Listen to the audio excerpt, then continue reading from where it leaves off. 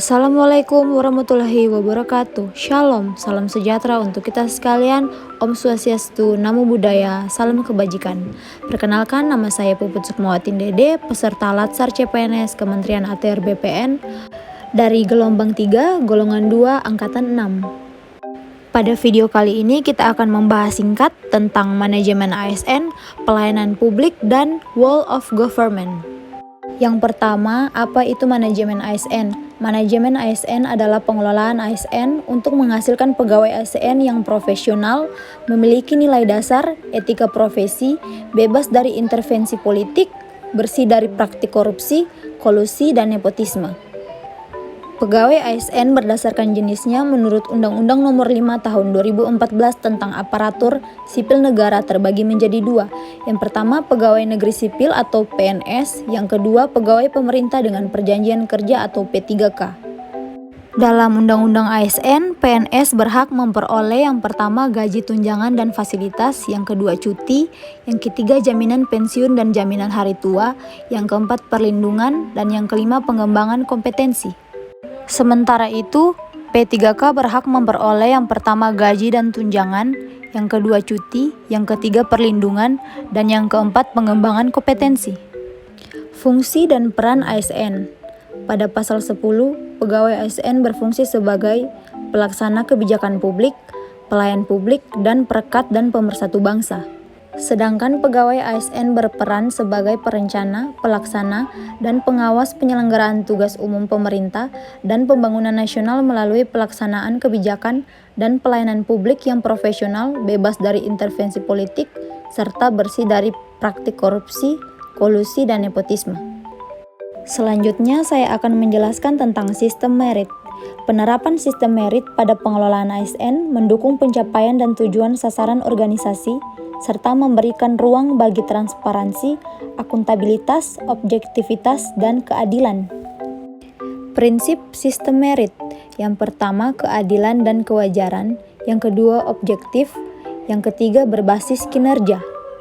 Pelaksanaan sistem merit dalam beberapa komponen pengelolaan ASN yaitu penyusunan dan penetapan kebutuhan. Yang kedua, penilaian kinerja. Yang ketiga, pengembangan kompetensi, promosi, mutasi, dan penghargaan.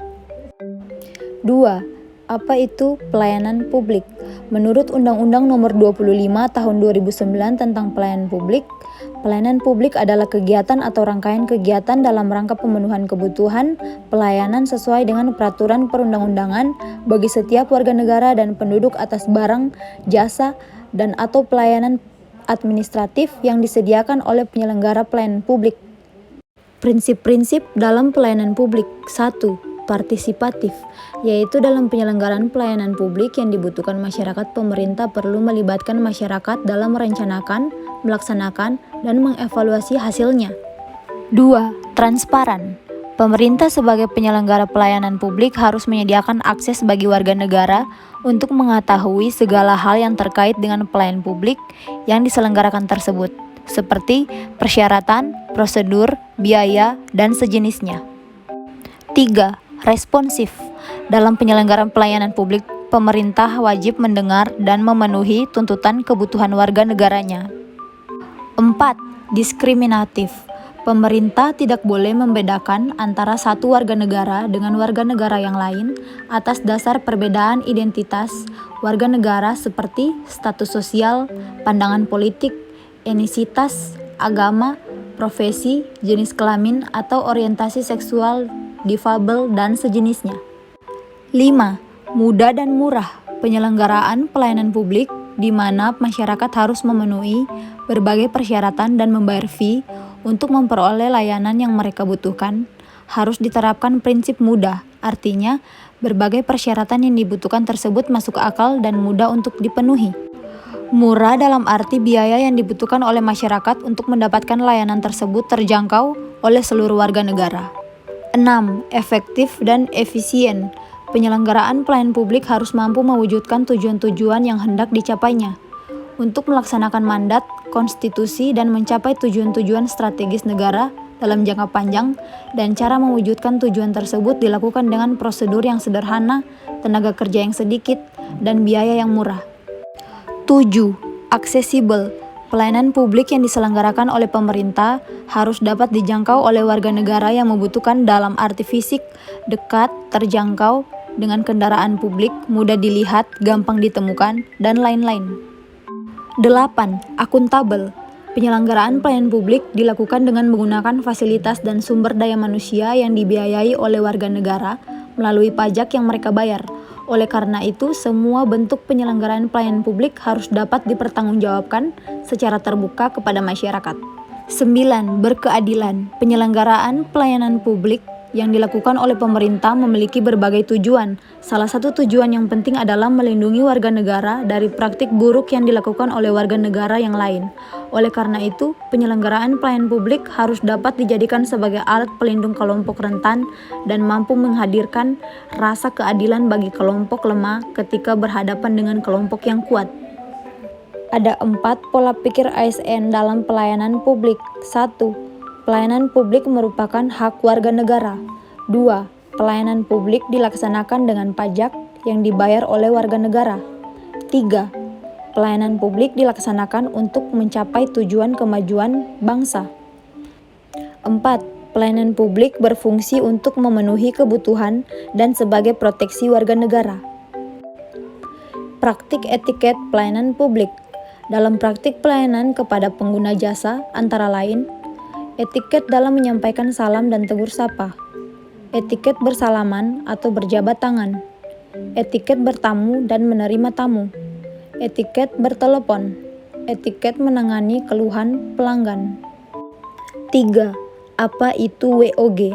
Menurut United States Institute of Peace, yaitu sebuah pendekatan yang mengintegrasikan upaya kolaboratif dari instansi pemerintah untuk menjadi kesatuan menuju tujuan bersama. Juga dikenal sebagai kolaborasi, kerjasama antar instansi, aktor pelayanan dalam menyelesaikan suatu masalah pelayanan.